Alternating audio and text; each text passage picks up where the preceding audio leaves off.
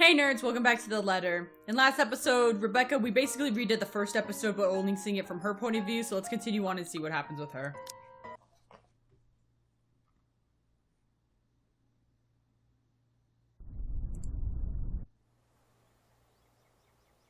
October 25th. Before I used to didn't care about this journal, but now that so much is going on, I have to see. Okay, so this is the night after all the events started happening and stuff. Okay. It begins innocently enough. Tuesday morning arrives like any other day before it, bright and clear. Even though it comes with an extra helping of unusual October weather, I appreciate being able to catch a glimpse of the clear skies lately. After going through about a sickness last week, it does something to lift the mood of what would otherwise be a dreary morning. And despite being mostly a creature of habit, I wind up waking earlier than usual because of it. Still no earlier than Isabella, it appears. I've assumed she'll take a day off or two because of what happened to Miss Cooper. That doesn't seem to be the case. The sound of the morning news drifts from her unit when I walk past it on the way to the mailbox. Touches are, around this hour, she's already dressed and ready to go, probably just waiting for the next bus to arrive. I tried following her example before, but I don't think I'll be repeating that. Really? How can anyone be up before the sun is up? It's a habit she got from home. She said, instilled in her by the kind of life she grew up in. Like clockwork, it's always at 4 a.m. Oh, no! Either to help with the chores or prepare her little siblings for school. It surprised me for the first time. She just didn't look like someone who could. In the end, I've simply passed it off as one of the many things anyone will have to get used to around her. Not that I fully understand. I'm my parents' only child. We aren't well off, but so far, I've lived a relatively easy life. I didn't have to think about bills or food for the next day, or paying for any siblings' tuition on top of my own, on supporting a sick father's medication. All I had to worry about were my grades, and if I'd gain mom and dad approval, or we'd be having for dinner. When put up next to her, they all pale in comparison. They look less like problems and more like petty issues this way. Petty issues? But as unimportant as it all sounded, sometimes its ugly head rears at the most inappropriate moments. And sometimes they come through your mailbox in a form of fancy-looking hair, pretty ribbons and all. Whoever sent this has spent stealing money on an envelope alone. Verging on ridiculous, really. I can already imagine Isabella wrinkling her nose once she sees this. Then she'll complain about unnecessary expenses and rich people problems. I'm almost afraid to touch it. As if simply brushing a hand against its crisp surface will be enough to put a crease on it, and it's a terrible slight to the sender. But as extravagant as I find this, it isn't really the first time I've received one. Most of the time, it's not even for me, so who I am to complain. Either way, no look for surprise crosses my face once I flip the envelope over to see my parents' name written in the neat script. Nothing new, then. Through years in the academy naturally brought with various connections, people from other fields, art, science, business, politics, and you name it. This one, though, gives off a much personal vibe. Letters like this usually come from old students, people who've grown fond of my parents, and they, in turn, treat like children of their own. I've only met a few of them. Most of them had moved on to become successful in their chosen career, and little letters like this are their way of expressing gratitude. It's one thing mom and dad are real proud of, rightfully so, and I'm happy for them. But there are times I wish they'll remember that they have a daughter. The real one. Not that it's any importance now. It's not like they didn't raise me well and provided me. They did. I wouldn't be here where I am now if it weren't for their hard work. And like a dutiful child, I do everything I can to give back. And even if it's the small things and letting them know they've got another mail waiting for them. The phone rings for a good minute before someone answers. Mom, I hear her voice as warm as I remember. Becca? Hi, Mum. How's the conference going? Well enough. Until your dad sprained his ankle. Oh no, is it bad? I'm all right. In case anyone in this family cares to listen, I'm all right. Very much alive, darling. And there you have it. He'll be up and walking in a few weeks, don't worry. We're going to have to extend our stay here until it heals, though. Is something the matter? Nothing big. Just that this mail arrived for you this morning. A lie. Thankfully, she doesn't notice. Although, if I'm going to be honest, a small part of my yearns for her to do so and ask me about it, but I put down the idea almost as soon as it surfaces. I should make them fret, but they're busy. What does it say? Raise your glasses, give cheers to the good times, blah blah. Becca manners. That isn't how I taught you to read. Sorry. You are cordially... it's an invitation, Mum, for a housewarming party. From, Hannah? The name rings a bell, though at the moment I can't recall when or where I've heard it recently. It must have not been too important if I didn't bother committing to a memory. There are a lot of Hannahs in the world, so who knows? Hannah. She also wrote you a note, Mum. It says you used to be her private tutor at the Evans mansion, and that she misses you and would love to see you two again. It makes my heart clench to read another openly say those words to them. The same ones that I want to tell them. I want to see you too. It's been years since we've been together as a family, and if there's one thing that hasn't changed in my childhood, it's that Mom and Dad are really busy with their respective careers. Out of the country, away from one meeting of symposiums, sometimes for months on end. It only grew more frequent with the years until I'm old enough to live on my own. I'd like to think that how I've become independent at such an early age, they've always praised me for that. At times I wish they didn't. Evans? Oh, I remember now. Honey, it's Hannah. Hannah Evans. Remember? Bright girl, 2 years older than Becca? Didn't she get married a few years ago? 7 now, I think. But, they grow up so fast, these kids. Yeah, she invited us to that too. Fonte de Medici. But we missed that one because you had to present your paper in Singapore. We did send her a note after. Still a shame we couldn't attend, though. What is it about this time? She sent another invite for a housewarming party. Becca, when is it? This Friday, Mum. Oh, that's too bad. We'd love to be there, but Da's not in a condition to go walking around. I guess we'd have to decline again. I really miss that girl. I could go in your place. I let it slip without thinking. Personally, I've never found fond of gatherings, regardless of how simple people make it seem. But if there's one thing I hate hearing, that disappointed note in Mom's voice always ranks first. Whether it's directed at me or some other thing doesn't matter. Are you sure? Don't you have work this Friday? The event will be in the evening, Mum. It shouldn't take anything away from my schedule. It's all right. The invite's for 2 people. I can bring someone with me so things don't get boring. I see. Maybe you can also invite Ashton? Mum, that's a sure no from him. He hates attending parties. But I'll see what I can do. If not, I can always bring Isabella with me. You know her. She won't say no if there's food involved. Okay, if it's not going to be a big problem for you, I don't see why not. We owe you this one, darling. No problem, Mum. I'll even say hi to Hannah for you. Please do. And let her know we'd love to see her once we're back in the city. Leave her a number or something. I will. But you know, the 2 of you would have become really good friends. Don't you remember? You met with her once. If my memory serves me right, you were 12 then? This is too... I can't recall. It's probably one of those meetings where we only talked for a bit before going our ways. If she did leave an impression, I'm sure I would have written about it somewhere or last recognized her name. As it is, the only few people I remember clearly from that time of my life is Ashton and Mandy. To some extent. Mum must have sensed my confusion because she laughs. Don't push yourself too hard, darling.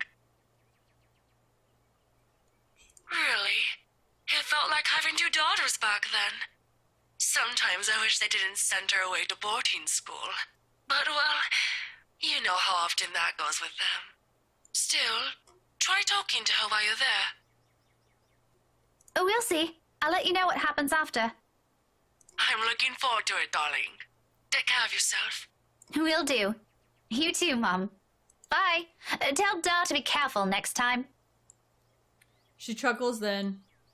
A hearty one, tender and always light on my ears. She may be a stern teacher, but this is the part of her that I love the most. The sound of it echoes even as our calls come into an abrupt end, bringing it with memory from so many years ago.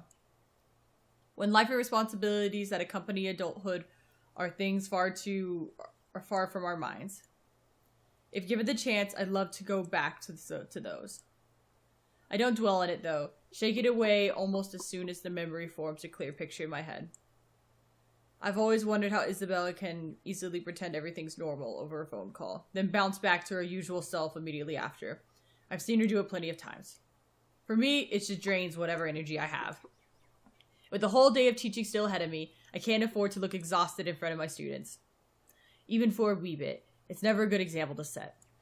So with another sigh, I put everything at the back of my mind and treed back to my room. The rest of my days wait. 15 minutes later, I'm heading out the back door, dressed for the day, my car keys in my hand. Ordinarily, I don't stop for anything. There's never a need to. That's the beauty of the apartment complex. It's quiet and everyone keeps to themselves.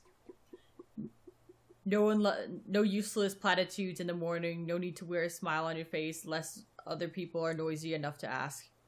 Today, however, the morning broadcast still plays in Isabella's room. The brisk pace slows to stop, and frown gradually forms on my face. She hasn't left. Of course, this isn't unusual. There are times when I've left earlier than she did, like last Friday, before their open house. But those days are few and far between. It's only happening in distressed circumstances, though the last part might be a bit of exaggeration. However, with what happened a few days ago, maybe today is one. The death of a friend isn't going to be something you can brush off, and for someone like Isabella's the kind who gets attached to people easily. With Zachary, Ashton, and I, that has been the case. I can't imagine what she might be going through right now, especially when the woman was someone she owed a lot, despite their training being brief. I've given her the space last night in deference, but perhaps today might be the proper time to check on her. Oh, whatever. I've still got time anyway. With light step, I move closer to the door, hand already poised to knock. Still, I do so until I hear her answer me. Isabella? Belle? Are you in there? No answer. After a second, I finally knock, lightly so I do not disturb her, in case she's sleeping and has merely left the telly running all last night. Never mind how she never lets that happen, ever. Waste of electricity and all. I just want to check on you before I leave. Is that okay? Are you going to work today? Belle? Still nothing. I'm about to leave. If you want, I can drop you off. Another round of knocking. Then I'm fishing to cope out her key from her bag and unlocking the door. She lent it years ago after I complained about the mess and offered my help in cleaning it. I thought the gesture was completely unnecessary back then, after all. I could always knock. But she never did bother taking them from me, always returning it or turning away the conversation whenever I insist. At one point, I simply stopped trying to hand it back to her. Isabella? I'm coming in, all right? Without waiting for her answer, I pushed the door open and stepped inside. Her unit's still a mess. Instant noodle cups on the table, a pile of clothes on the side, papers strewn about everywhere, and an unkept bed among the others. This much is given, will always be given. I've been here several times already, and I still wonder how she can function like a human being with the place in that state. However, that's neither here nor there. I'm not sure what I'm expecting, but it's certainly not finding any empty flat. Granted, she could have left earlier, far earlier than usual. But she never leaves without making sure she unplugged everything. That's something she doesn't forget to do. It doesn't help that her bathroom appears unused this morning. Another habit, and it can only mean that she hasn't been here since last night? Perhaps since the morning after Miss Cooper's death? Either idea doesn't sit well with me. What's with the news we've been hearing lately? The authorities are still trying to find the cause of death for all the victims. Early investigation revealed most of them were employed under Briar Realty Corporation at the time of death. Meanwhile, BRC has refused to comment on this. Gathering my wits, I immediately place the call to her mobile. It rings for a good minute, the sound of comfort in itself. But when another minute rolls by without her answering, well, I'm not a woman to prone to panicking, sudden bouts of temper maybe, but never panic, despite how I may sound when speaking. It would ultimately go straight to her voicemail. A sigh is the only thing I let out. Then pause as it lasts long, though. In the next moment, my fingers are already moving across the screen in search of two people's names who might be able to help. It's Ashton's number I first dial. I call it a habit, but even Isabella thinks he's dependable when the situation calls for it, despite how much they give each other grief. That already says a lot about him. There's Zachary, but around this hour, he's probably still sleeping. If he has freelance work, it's very likely he's gotten himself in bed. He's the last person I want to bother if anything. The wait doesn't take long.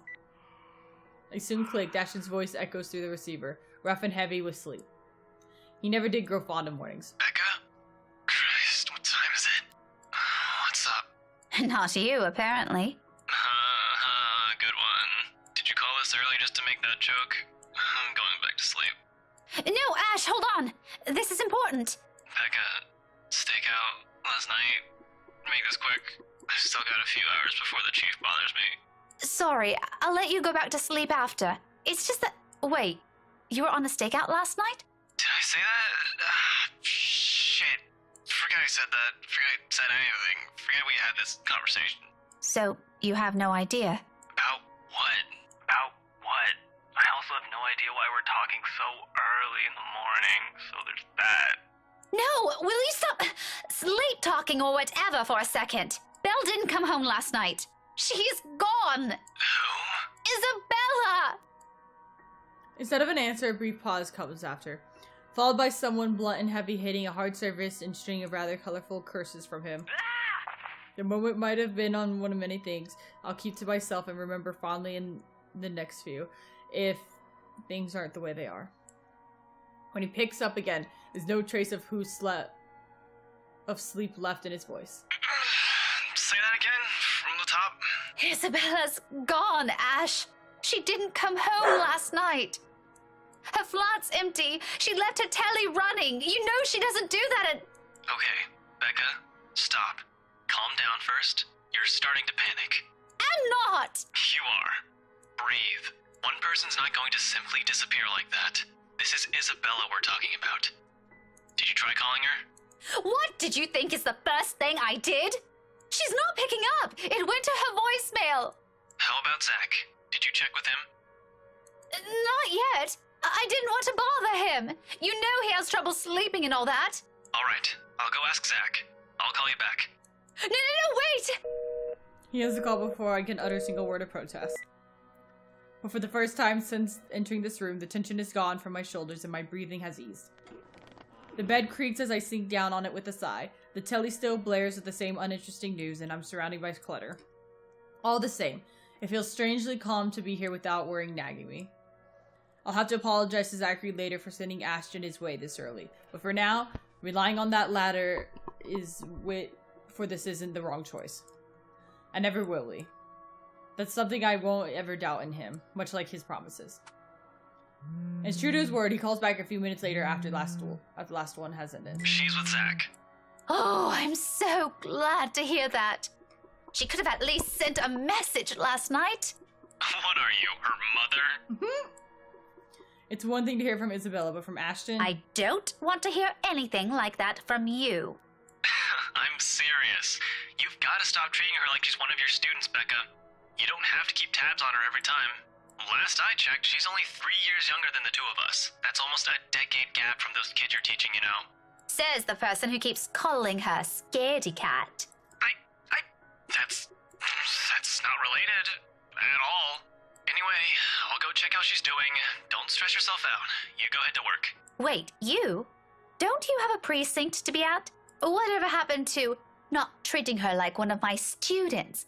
Because if anyone's going to ask me, I think you're doing the same thing. Zach said it's an emergency. Something happened last night.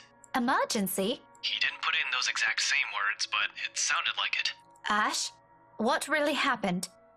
Is Isabella fine? She's alright. She's safe. Zach let her stay the night after she... Look, okay. Z-Man wasn't clear about it, but let me handle this. I'll check on her. I'll bring her home. Sounds like a lie if I've ever heard one. A sort where he omits things so people won't fret. I'm not sure whether I should be happy or he cares that much to do so. There shouldn't be a need of this between us, is there? We grew up together, didn't we? He knows I'm capable of at least hearing out the truth without it gnawing at me for the rest of the day. He knows me better than that. I know him better than that. Frankly, there's plenty of other things to say about this. But despite and after all the trouble he went through with how things are moving at the moment, only one thought occurs to me. What should I say? He can handle it. Sorry for the trouble. I don't see why this would really honestly mean anything.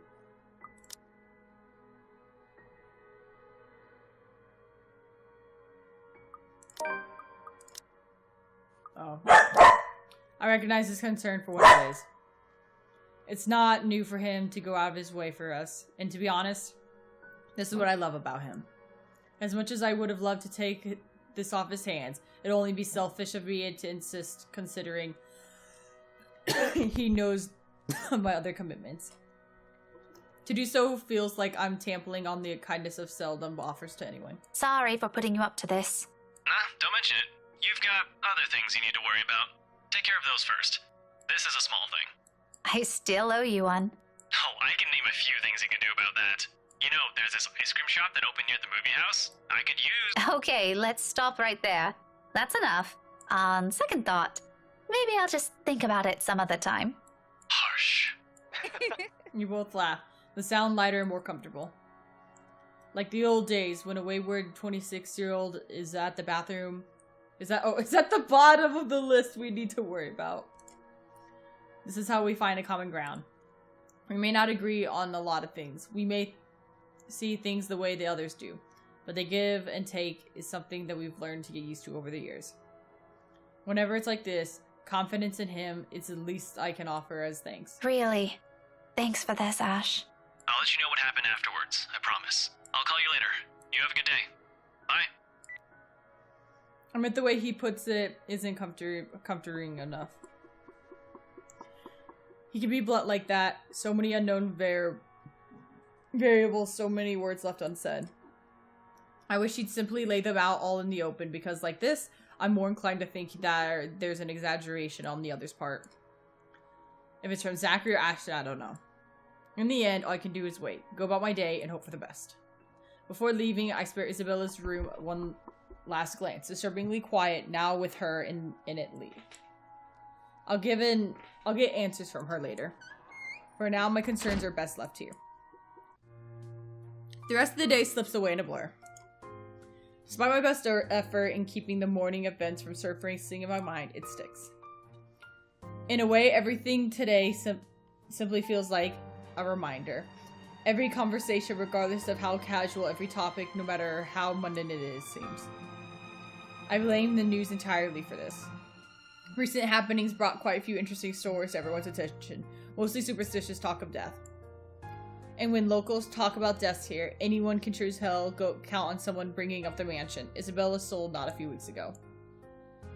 Even my own students won't stop yapping about it. I think it's even worse when I put it up for the market. Now there's more stories. If this is the world reminding me of what matters, or simply because of the atmosphere around this time of the year calling for it, I'd rather take the latter. At least then, I can be sure people will forget about it. It in its favor of another set of holidays after. Nevertheless, and this may be a painful thing to admit, but listening to them is a pleasant distraction while waiting for Ashton's call. I hope he didn't forget. The school day's about to end. No, that's got nothing with what I heard. You always hear stuff. I'm not sure it's always even real. No, really. Rowan knows about it. He used to be in the same class with them. I can hear you from back here, you know. Whatever, Rowan. Anyway, the story goes like this. There were 3 of them. They entered the mansion on a dare, and they were all never seen again. No one knows what happened to them. Up to this day. Scary shit, man. Cock and bull story. Calling it now. No, you don't get it. Why don't you ask Miss Gales then? Better yet, why don't you go inside the place? I'm betting my allowance you can't do it. Their talk immediately halts when I look up, all of them suddenly pretending to be engrossed in their current activity. Still, a word to put a stopper to this nonsense indeed. Creativity and imagination fostered by these stories is one thing, but reckless ideas should be corrected before any potential tragic comes from it. Back to your worksheets, everyone. And I don't want to hear any talk of dares or going inside that mansion. It's private property now. You'd all better stay away from it before... At the whole lot of goes silent, you can almost hear a pin drop. The look on their faces would have made a funny picture, but that's irrelevant at the moment. If that is a student loitering around, someone's going to be in trouble. I'll be back. If you're done, you can leave your worksheets on my desk. Keep the noise to a minimum while I'm gone, okay? I can sense their eyes on me as I walk out the door. I muted kind of anticipation. A bit unnerving, but it's far more agreeable than the feeling of being watched I've been enduring these past few days. Class is still in session for the most of the rooms. In a few hours, once the final bell rings, however, this place will once again be filled with busy chatter and footfalls, an everyday cycle in life. But for the moment, I let the silence guide me, my ears focusing on whatever sound there are or there will be, searching for the distinct changing of metal. A good minute passes, and for the portion of it, only the steps echoes through the halls. And another. I'm about to turn around when... the sound of it halts at my footsteps. It's a muffled and infrequent, but grows louder after each interval. With the hallway devoid of people, if I don't put a stop to it soon, it'll start to disturb other classes still going on. Looking for it doesn't take long. All I do is follow the racket, and shortly, I'm standing in front of a nondescript row of unoccupied lockers. And from the inside of them, sitting in the middle, comes the noise. Annoying, disruptive now that I'm facing it. Like someone pounding on the metal from the inside, hoping to get out. Leaning down, I tried to get a glimpse through the horizontal slates of whatever's causing it. But in this light, only darkness greets me and another round of clanging. Louder than the previous. More desperate. I've heard stories before, from the schools, from other colleagues who had to deal with this once or twice. Although personally, I've never encountered it myself, I can only thank the heavens I haven't yet. But If this is another kid, some other student stuffed in a locker. with the huff, I strained up and sturdied him briefly with a frown. Without delay, I reached for the handle, and at once it stops. Immediately replaced by the muffled sound of my mobile phone ringing. I get the door a few raps before taking my attention away. A second. Another. When nothing or no one responds, I finally avert my eyes and pull out my mobile. Ashton's voice greets me from the other end of the line, oddly cheerful in the light of this morning matter. Or maybe because I'm just expecting some grave or serious news from him. Instead, I get this. Hey, Becca. Well, you sound happy. I do? My voice still sounds the same to me. There are only 2 things I know of that could be the reason for that new tone. Sweets, or he's gotten a good lead on his case. From the sounds of it, I'm going to have to assume it's the former, since, lately, that case is all that's been running inside his head. If there's a third one, I've yet heard of it, yet. It can only be one of those 2. Ignore that. How's Isabella? Drove her home a few minutes ago. I think she's sleeping now. Sorry this took a while. Z-Man gave us the puppy eyes after we tried to leave. Had some food prepared for us, apparently. We didn't have the heart to say no. That's all right. Is she okay now? I'm not really sure. She didn't say anything to Zach, but she mentioned a plan to take a few days off from work. It was a passing comment before I left her, so I didn't get to ask. Must be because of Rose's death. Could be. It doesn't seem like it from Zach's story, though. He said she was shaking when she got there. Shaking? The words trigger a memory. From 3 days ago on the way home from a little tree after she sold the mansion. I didn't think much of it at the time, but now I won't lie, it scared me. The terrified look on her face, how she sounded when she suddenly screamed. Becca? Still there? Yeah, I just remembered something. Sorry, don't mind me. Look, if you can talk to her, get the story out of her. That would be great. She wouldn't talk to Zach or me even when I tried. Maybe she'll speak up if it's you? I'll give it a go, but I can't promise anything, okay? You know how stubborn she can get. But thanks for letting me know about this. If you want, I can get you that ice cream thing you mentioned tonight. As thanks. Just as thanks for all the trouble I've caused today. Believe me, I'd love to take you up on that offer, but I've got something on my schedule this evening. Maybe some other time? Thanks a lot, Becca. There's a short pause before he cuts the call from his end. Once again, I'm alone with my thoughts. But rather than that, all I got from it are questions. More of them, one at the top of the other, as if the world isn't planning to give me a break anytime soon. But that's a problem I'll tackle later.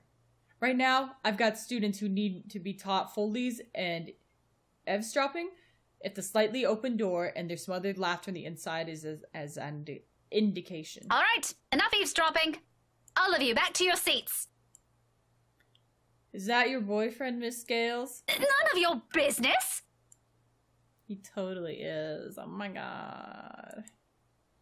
A quick scuffle follows the comment. If there's a reported prepared for the tip of the tongue, I drop every pretense of letting it loose on them. There's no use in arguing with teenagers sometimes. Boisterous, as they all are. They're all still my kids, though. Rough around the edges, maybe, but still my kids. Shaking my head, I head back to the classroom with a smile, but not before taking a glance at the locker again. It hasn't made a sound since. Oh, must be the wind. So without another look, I leave it alone. Whoa, why did that scare me? All in all, the entire school day ends without a hitch.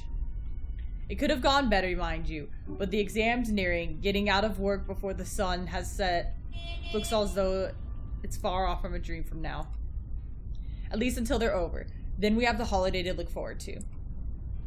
There really are times when you simply take what you get for the time being. Nothing wrong with that. All I'm hoping for is this will continue until the whole day ends. There's still that promise I made to Ashton, and frankly, the idea alone doesn't sound good. If Isabella didn't talk to them, what makes them think she'll talk to me? It's not like there's a hierarchy, is there? Just because I can handle Isabella's childish tendency doesn't mean I can do it all the time. Really, those two give me too much credit. Nevertheless, I'm keeping my fingers crossed, if only because I'm also worried about her. And both Zachary and Ashton deem it important that somebody get the story out of her. Here's to hoping it's got nothing to do with that letter, again. I understand if she feels a bit stressed lately, but keeping that story going on for more than a week is... it's bound to get tiring at one point. Seriously, I really don't want to end up on another argument. Goodwilling the cafe special with help some other things out. After all, it's always been food with her. Or money. But mostly food. After this hour, the cafe is usually filled with brim to the people. That's the real reason Isabella and I rarely ever go here during the evenings. It's simply too much of a hassle when we can prepare food ourselves in the comfort of our homes, and there really isn't a reason to eat out lately. What's with life going on busy street? No time for long lines. Better spend that doing something productive. Yes? Lucky there isn't one tonight. Only few people are idling at the counter. 4 of them, in fact. A woman in her 60s, a teenage boy on his phone. Both are just waiting to be served their orders. The other 2, a posh-looking man and a child, who I immediately recognize as Kylie, appear to have not yet picked anything they want. Some reason, my stare lingers at the guy. Though dressed relatively well-looked and harmless, I haven't seen him around these parts before. Someone new in the neighborhood, perhaps? Even so, there's something familiar in him. It feels like I've seen him somewhere before. That also begs the question of why Kylie is with him. Of course, the girl easily takes a liking to anyone who buys her sweet, so it's both a bit worrisome and unsurprising. The blonde bloke doesn't look particularly thrilled with the company, though. I tear my eyes from them soon enough once the guy at the counter appears, ready to take my order. That, and I also hate to be accused of ogling strangers. 2, evening special, takeout. He's already punching in the order before I finish, saying my order out loud is really more of a formality's sake and made out of habit. He has known Isabella and I long enough that if we ever drop by here, he already knows it's always because I'm buying dinner for the two of us. I rarely visit her here alone, if I can help it, but Isabella can sometimes be a bad influence. He gives me a small smile before leaving to prepare my order, while I fish for my wallet when... Look, you little ankle biter. If I buy you the biggest parfait they have, will you please behave? I would just like 10 minutes of peace and quiet. You said you'll get me some bread pudding this time. Yeah, well, darling, they said they ran out of it. Just pick another one so we can be on our way. Their parfait doesn't look as cute as the one my mom bought me. Parfait is just ice cream, sweetheart. It'll melt no matter how dainty it appears. In the end, it'll all look like an ugly puddle. Yo, is this like his kid that he's keeping a secret? Now, come on, just pick one. It could even be the most expensive one on that list. I don't give a shit. I don't care. What I would give for someone to buy you off my hands right now. What? My whole attitude instantly snaps back to them in their conversation. Jumping to conclusion isn't something I'm particularly fond of, especially when all I have is his baseless assumptions. But you can't really trust a stranger these days. No one around here in the cafe seems to have noticed his words either. Very suspicious words. Still, I don't move. Yet.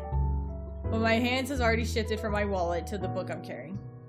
A hardbound textbook looks harmless, but if the situation calls for it, it might be a good deadly weapon. Might. I haven't gotten the chance to try it anywhere so far. Today could be the day. But you promised. Look, if you don't want a parfait, how about a Bonifay pie? I'm sure it'll taste just as good as any other bread pudding. I'll even buy you the entire tray. How does that sound? That's not what you said before. Well, sweetheart, adults change their minds sometimes. You said if I come with you, you'll buy me a bread pudding, and I did, and now you won't keep your promise. I want to go home. I miss my mom. No, darling, if I remember correctly, and I have a good memory, honey. What I said was, if you come quietly with me, I might buy you one. What is this dude doing? The quiet part didn't happen. Though now that I'm sober, I think this is a bad idea. I should just ship you someplace else for that peace and quiet. Oh, that's it. Yeah, what the hell is this dude doing? No hesitation. In a few paces, he's within my reach, and without warning, I'm slamming flat area of the book against his skull. Ow! There's a cry of pain, followed by instantly crouching down, hands nursing the sore spot. Almost comedically. If this is a different situation and the safety of St. George student isn't at stake, I'll probably feel sorry for him. I mean, has anyone seen how thick this book is?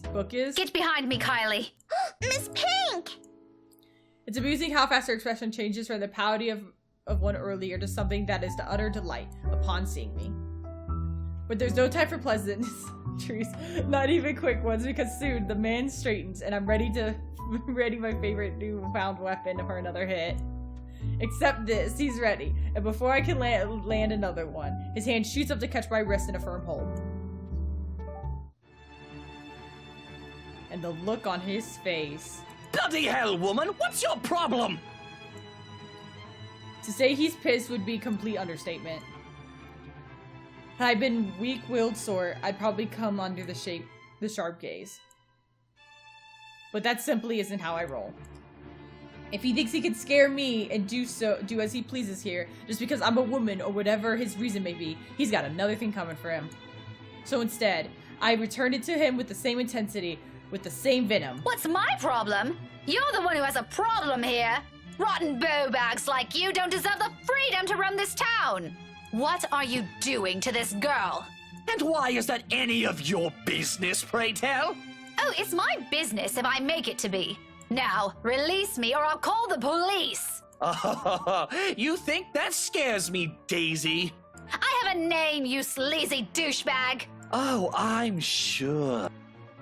His grip on my hand only tightens when I attempt to shake it off. His tone may be dripping with anger and sarcasm, but the gleam in his eye says it all. He's getting a kick out of this. Riling people up, getting on their nerves, invading their personal space. He knows exactly what and which bottoms to push. But, not bottoms. The nerve of this person. The nerve of this Urshhole. Urshhole. If he thinks I'm going to if he thinks I'm going to give into his goading, please. He might as well just kiss his sorry behind. In fact, why don't we do the most sensible thing right now? Teach him a lesson. Shout for help or hit him where it hurts. I'm gonna beat the shit out of this dude because I don't like him. Wait, where are we at? Mister, you have until the count of 5 to let me go and step out of my personal space. A fair warning. A fairer than any I can offer for the people of his kind, and I'm already considerate. Hell, this Urshu doesn't even deserve a warning. If he doesn't listen, he'll be as much responsible for what I'm about to do to him next as anyone. Or else what? Such vulgar words coming out of that pretty mouth. A gorgeous flower like you shouldn't even be saying. Yo, is this Orochimaru? Don't say I didn't warn you, Bowbag. Love that intensity, Daisy. FYI, I like feisty in a woman. It gives them this certain charm. Why don't you? 5. A second of silence. Then without approval, my leg moves in a fluid motion and drives a swift, powerful well kick to his nether regions. This is time the effect is instant. He yelps and proudly drops his hold on me and kneels over, howling from the pain. I could see tears forming at the corner of his eyes too, though there are mere sights of it prompt not an ounce of remorse from me. I would have been gentler if he isn't such a dirty little prick with an ego too big for his head. Too bad.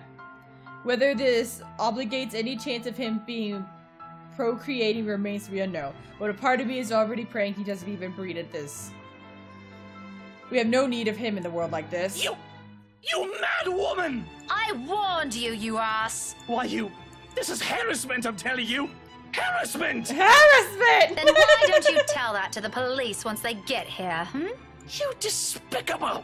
Whatever you're assuming I am, I'll have you know it's all in your head. None of it's true. You best have that pretty brain of yours checked before that gets worse.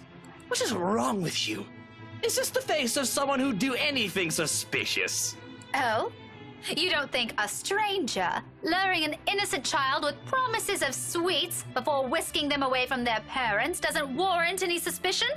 You have a very funny definition of suspicious, asshole. Maybe you're the one who should have that head of yours checked. The kid asked me to buy her sweets. You're the one who's suspicious here. I'll have you know, I have a wife! That much at least appears to have a silver of the truth to it. He even makes a show of brandish his left hand to my face with much flourish. Sure enough, a wedding ring is there, though all that earned him is an unimpressed glare from me. Immediately, a small part of me starts to feel sorry for whatever poor woman is married to this soul. I don't understand why he has to bring her up after, either. As if the mention of her alone will magically present a solution to his problem. She must truly be a remarkable woman if she can handle a dirtbag like him. And even my wife of all people in this bloody city, has never, I'm telling you, accused me of such a scandalous thing! You crazy woman! Married or not, you're still a sleaze. Honestly, I feel... Miss Pink, why are you fighting with my teal? Oh no! Whatever word's still left to be said here dies on my tongue. The same thing goes for the sleaze. Beside us, standing Kylie, gawking at us with the same curious stare she often brings with her. I don't know that look all too well, a precious child through and through. She doesn't say anything further. Her gaze simply moves between us, eyeing us both clearly, anticipating an answer. From my experience, when it gets like this with a child her age, it's surely a sign they won't leave you until you give them an answer they're satisfied with. Mine won't do it either. I have dissolved into a shouting match for heaven's sakes. And did she just say Tio? Something falls straight to the pit of my stomach after that. But my tone is gentle when I finally address her, void of apprehension that might be the first hints of embarrassment. I pointedly ignore that latter. It can very well just be hunger of speaking. Kylie, sweetie, do you know this oath? Yeah, he's Tio Luke. Right at that moment, my brain stops. Every line of thought, every argument I still have against me, the man beside me dissipates in a haze. Amidst all of it, one memory gets triggered from a few days ago. Tio? The one you mentioned before? The uncle? The guy Rowan wanted to impress? Or was that a dare? I'm sorry, I can't recall. So, what is this shit gonna have to do with any of this? Like, I get it now, like, they're related or whatever, but, like, what's happening? Is it the one who promised he'll take Big Brother someplace cool? Yeah, the one and the same. Don't you know who he is? Sure as hell don't, darling. Because if I do, I wouldn't have let everything I've said earlier come out of my mouth. He's my Tio Luke. Gazillionaire extraordinaire, am I? No. The fairy godfather. He's your godfather. That's nice. The one and only. Did I get that right, Tio? More than right, sweetheart. I'm sure Miss Pink here understood everything you said quite perfectly. Whatever it is that landed at the bottom of my stomach prior has shot straight up to my face and stayed there. The heart from it slowly spreading to my cheek. Coloring my face is almost in the same shade of my hair. If only the earth would shallow me a hole here now. His eyes are on me and I can feel them jeering and mocking. I can't even bring myself to look at him. What's in there? Amusement, I doubt. He's probably having the time of his life right now. But I know I can hear the sneeze in his tone alone when he's talking. He has that smug grin on him. Which I may or may not want to punch off his face at the present, just for the hell of it. But damage control. I need to do some damage control before the whole thing goes south. Well, I'm not apologizing to Luke because fuck him. Of course an apology is the most appropriate thing to say. But no matter how much I will myself to do it, my own body refuses to budge. My own mouth refuses to open. My head rejects every idea of looking at him. No apology for this, Ursula. Not to someone with an ego too big for his head. Let his pride suffer. I'm not going to eat my words for the sake of stoking his damn ego, less the reason for him to gloat. Kylie, however, I owe an explanation. Don't worry, Kylie. I'm not fighting with your Tio. This is just, a discussion. A very serious discussion between a very mature adult and one that's not. Really? But I've never seen Tio angry before. It's because he's losing the argument. But don't ever follow his example, Kylie. You should always learn to be patient, even if things aren't going your way, okay? Oh sure, a discussion. And it involves hitting random strangers you meet at a cafe with a book. A hard-bound book. Mind you, the little me hasn't recovered yet. If my future generation never survives from this, we are going to have more than words, woman! I don't allow Kylie to hear the tirade and cover both of her ears with my hands. As fond as she is of the man, there are words he shouldn't have said in front of a child. How could he not know about that? More importantly, how on earth did someone like him become a godfather? Who allowed it? Maybe I should talk to Miss Suarez about it, warn her how he's not a good influence on her children. Language! How can you use such crude words in front of her? Your goddaughter can hear you, for heaven's sake. Oh, and you didn't. If I remember everything correctly, you called me a rotten beau. So you're going to repeat it in front of her, just to make a point? What, are you 5? Even 5-year-olds are more sensible than you. Even Isabella, I can say with much certainty. Even 5-year-olds are more sensible than you. See what I mean? Are you fighting again? Oh, no. Like I said, we were just having a discussion. We're actually done now. But you need to promise Miss Pink you will never grow up like this guy. Good kids don't do what he's doing. But I like Tio. And I'm quite sure Tio likes you too. But liking people is different. Just because you like him doesn't mean you have to be like him. There are better role models for you aside from him. Like you? Not exactly what I'm trying to get at, but if that's what you want, I don't see why not. Okay, I want to be like Miss Pink someday. I want to be a teacher. And I promise I won't be like Tio, even if he's a gazillionaire. Wow. Turning my own goddaughter against me. How mature of you, Miss Pink. His tone makes me pause. For the first time since this talk, I looked at him. Briefly, something flashes behind my eyes, something close to what might be an exasperation falling. Dismay? I can't be sure. It passes almost as soon as it appears. What's that about? Does he actually like having Kylie around? It doesn't seem like it from the get-go, but if these Vonda's smile on him is anything to be judged by, then maybe... Don't worry, Tio. If you buy me bread pudding tonight, I'll like you again. Aw, if that's all it takes, consider it done, sweetheart. We might have to find another place to buy it from, though. Somewhere safe, where a random crazy woman isn't going to attack us out of the blue. Let's go. Okay, bye, Miss Pink. I still like you, just not more than Tio anymore. See you. Kylie's already pulling him to the next cafe's exit before I can protest on it. Although it's not like there's anything to object on further. I may view the man Luke as someone hateful, maybe to the point of seeing him as an eyesore, but I don't think that'll have a bearing on what a child thinks of him. When you think about it, if she admires him so much like that, then maybe there's still something agreeable to him. And part of him on Kylie sees. He still has the gall to wink at me before they both disappear behind the door, so maybe not. However, there's no moment to ponder about it. Seconds later, the guy at the counter waves me over and hands me a paper bag as soon as I've paid. He offers me another smile before I leave. Normally, I return it simply for the sake of returning it or don't do it at all, with that latter happening more commonly. For the line being, I do so free. After that encounter and the scene we've caused, seeing a friendly gesture being extended to me, albeit from a person I barely know on a personal level. It feels like a reassurance, despite bearing no promise of better days. I take what little I can of it with me, and as I step out into the night. A countless night sky greets me when I walk into the cafe. Beyond the tall building, a blanket of stars spread out before me.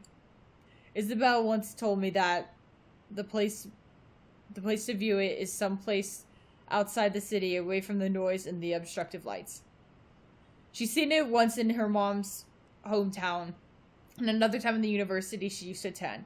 Then she asked if it's possible to try it out here sometime. I agreed with her at the time, if only because she appeared excited at the mere prospect of it.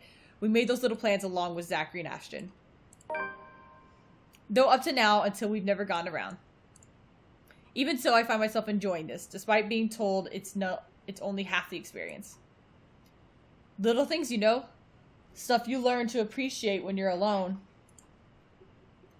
Because at certain times, you get to meet people who are unfortunately born with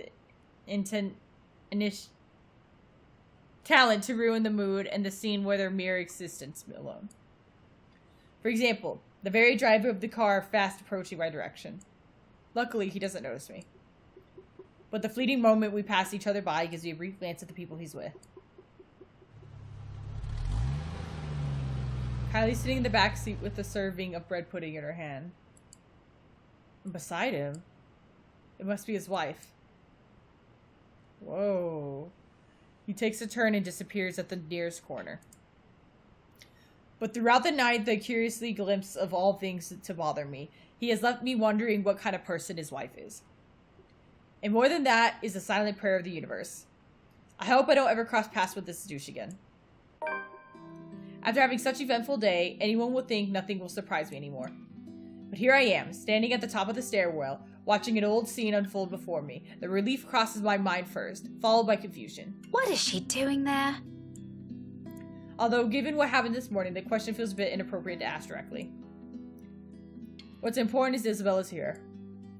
She's sitting cross-legged in the hallway just right in front of her room, with several papers and folded scattered around. Each of these seem important as the next. More than once upon giving the scene a quick look, I spot Briar Realty logo on the top of the area of the papers. Everything considered, it looks like a mess made by a third grader working on crunch time. The landlady will have a few things to say about this when she finds out. I have a few things to say about it myself, in fact. But something in me calm, focused manner she holds herself, at present, keeps me from disturbing her with that reminder. She's going through each paper with intensity. Her brows are furrowed, lips are in a tight line, both hands moving in a priestess movement as she shifts it throughout each sheet. When she finds something of note, she moves closer, nose almost touching whatever paper she's holding, and grabs her phone to call someone. Hello. Sorry to call you this late. There's something I just want to confirm, if that's okay. Yeah. Oh. Okay. Thanks anyway. Not that one either. It's a cycle. She goes through call after call, then after the last one ends, she shuffles through the pile again and dials another number. Is it work? I've never seen her this engrossed with her own work before. Otherwise, she would have noticed my presence at the moment I've reached our floor. After the 9th call, she still appears oblivious to it as when I arrived. When she lets out a loud sigh, I immediately take that opportunity to interrupt. Isabella, you know the house rules here. At once, her head jerks back and hits the concrete wall behind her with the thumb. I've done that before. There's the Isabella I know. Glad it's still there. I allow her a moment to nurse it before speaking again. Becca, you're late. Yeah, I ran into a little trouble at the cafe. But I brought food for the two of us, if you haven't eaten anything yet. As anticipated, she grins once I raise the bag of food I'm holding. Yet it doesn't reach her eyes. There's nothing of the cheerful glint in it this time. Just a hollow tone of sake of being polite. Ashton's right. Something's happened. Yeah, maybe later. I've got to finish this first. Just leave it here. I'll eat it once I'm done. Thanks, Becca. You can't eat this here. You know how the landlady would react. Why are you even working outside? Your room's right there. I know. Sorry. It just feels stuffy in my apartment right now. I'll go back inside once everything's been aired out. I promise. That has never bothered you before. Well, it bothers me now. Oh, really? Just now? I find that hard to believe. Yeah? Shouldn't you be happy? I mean, you've been complaining even if it's not your room. Now I know how you're feeling when it's messy, so I'm going to clean. Isn't that a good thing? In spite of what's supposed to be good news, an exhale comes out from me, drawn out and slow. It's a good thing, Isabella. Believe me. But you're as bad as Zachary at lying. What's really going on? She hastily averts her eyes, a surefire indicator this is going to be one of the lengthy conversations that possibly end with another person in anger. Again. It's one thing I'd like to avoid at all cost. Still, I've made a promise to Ashton and Zachary. If she didn't talk to them, who else is she going to talk to? If she keeps this all to herself, who knows what might happen? Isabella, you can tell me. Is it about your family? A slight movement of her lips. Although a frown, it isn't a reaction at least. I'm getting there. Rose? She merely shakes her head. Just a little bit more. Come on, I know something happened. I don't know if it's because of Rose, but I know it's related to her somehow. You weren't here when I visited this morning, and both Zachary and Ashton are worried about you. If you don't want to tell them, you can tell me. Does it have something to do with work? Office? If I didn't know her, I might have missed it. She shifts then. Her fists clenched tight and teeth biting in her lower lip, and there's fear. The look of terror in her is the last thing I expected to see out of everything. Her mouth trembled briefly before she opens. When she finally voices out, the words simply spill out of her mouth. It's behind me. One after another. All of it. True. Oh, never mind. She's just telling what's happening. True to what I promised her. I listen. Because this is something she's been keeping to herself, even from the two most dependable people I know. The fact she chose to tell me this speaks a lot to me. Becca, she was there again. Last night? In the office? Boss passed me all of Rose's workload yesterday. For the Ermengarde mansion. I had to stay late to finish them all. And then... when I was about to go home, I saw her. I saw her again! She was standing in front of me again last night, Becca. I couldn't get away. She was blocking the door. If I hadn't hidden myself, even if I made the tiniest noise, if she found me, Becca, she almost did. If she saw me under my table, I think that would have been the end of it. I'm scared. I'm so scared I won't be able to do anything. Ready, and her hands are trembling and her breathing comes out in a raspy interval. For a long moment, I let the silence stretch out between us, let her sobs fill it instead. But even as her soft whimper died down, for minutes later, there's a heaviness hanging in the air. Not just from her, but also me. For my exasperation over the whole matter, for my own frustration over her stupid superstitions when she could have do all of us a favor and grow a backbone. She may be young, but she's no longer that young. It's also about time to put this to the end. She can't keep going on like this. She's still got plenty of years to live out. And what if she goes home? What if there's nothing longer there is to keep her fears in line with real? What would she do then? I'm more afraid for her. For what kind of imagination will do for her, than if somewhat imaginary monsters could. For with the manner she's looking at me right now, there's an expectation in it, a hope and a plea sewn together. She wants me to believe her this time. If it's like that, then what am I supposed to say now? What she wants to hear, what she needs to hear. Why would you be a bitch and even say that?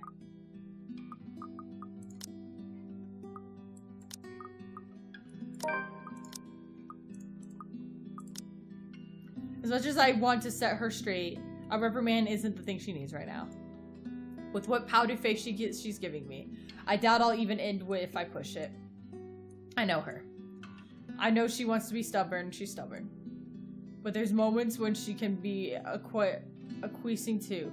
Times when she'll be more accepting to what I tell her, despite her inclination to disagree with it. That talk can wait. In the meantime, I'll be ear that listens to her without judging her, without criticizing her despite my own opinions on it. You should have called me. She stares at me like I've grown another head, and the laughter spills out before I can stop myself. There? I can't do that! What will you do? Hit her with a book? You'll be dead before that happens. Excuse me. And That isn't what I'm talking about. After you got out, you should have phoned me. You didn't have to go to Zachary's.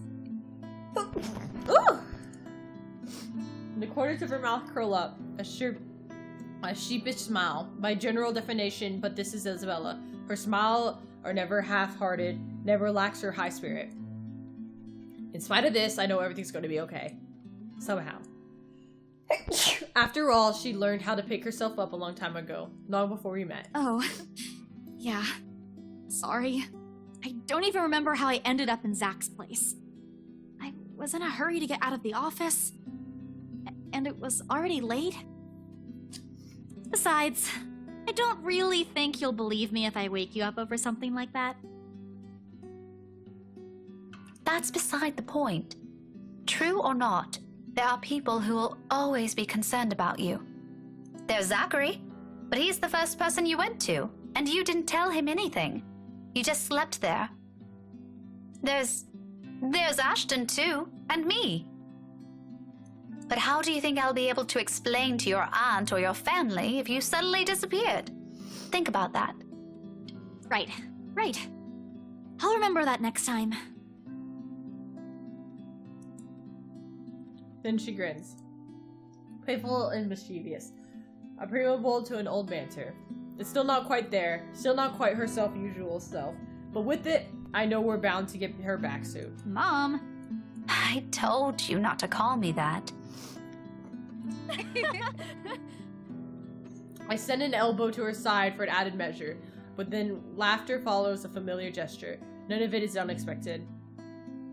This is what's comfortable. This is how we found an equal ground despite our stark differences. So for the moment, I accept things as they are. Afterwards, a hush stretch out before us. For Isabella, this is rare. This isn't her. Yet in that moment, as she fiddles with the edge of another paper near her, as she hugs her knees close to herself and lets pensive expression linger, it starts it's a feel strangely fitting. As if this is where everything's supposed to lead to if we were allowed to long enough to go. Seconds later, the moment is broken by the sound of a door easing open and a voice begging someone some little piece. How many times have I told you girls not to loiter around the hallway? It's noisy. Some people here are trying to sleep. Quiet down or go do your talking inside. I'm pinning a memo to your door the next time this happens. Millennials. Sorry, we won't do it again. You'd better. The door closes and Isabella starts gathering the mess she made, carefully stacking them in her arm. At a loss for what to do, I help pick them and or the first time I get closer to look at it. Completely unintentional, of course. But it catches my attention. Nevertheless, and a confused frown makes its way to my face. Why is she looking through this? I look to her for an explanation, but she merely ignores the questions in my eyes, takes the paper off my hands and finishes cleaning. The last paper she puts on top is the letter. The one that's supposedly found by the mansion and was probably the root cause of this odd behavior. I shoot her a questioning look for that. But all she gives me is a smile. And in a halting tone, so completely unlike her. Becca, I'll find a way out of this. You guys don't have to worry about me. Anyways, I should go. I'll see you later. Where are you going? Getting myself some food. Don't wait for me. Isabella walks away before I can stop her, before I can remind her that I brought enough food for the two of us. She quickly disappears down the stairway while I'm left standing in the empty hallway holding 2 bags of takeout. One of them will go uneaten tonight. Just an innocent passing thought. One that I don't dwell on as I head back to my room. I ignore all of it in the same way I assumed I won't ever encounter that douche again. Alright guys, I'm ending it there. This episode was definitely a lot more funner due to the fact of all the things that happened and stuff. I was more into it this time than I was the first episode. I had a couple laughs. I hope you guys are enjoying it and keep watching to check out what's going to continue happening. If you don't like this stuff, check out my other content in the links below. Otherwise, I hope you guys have a great and wonderful day. Bye!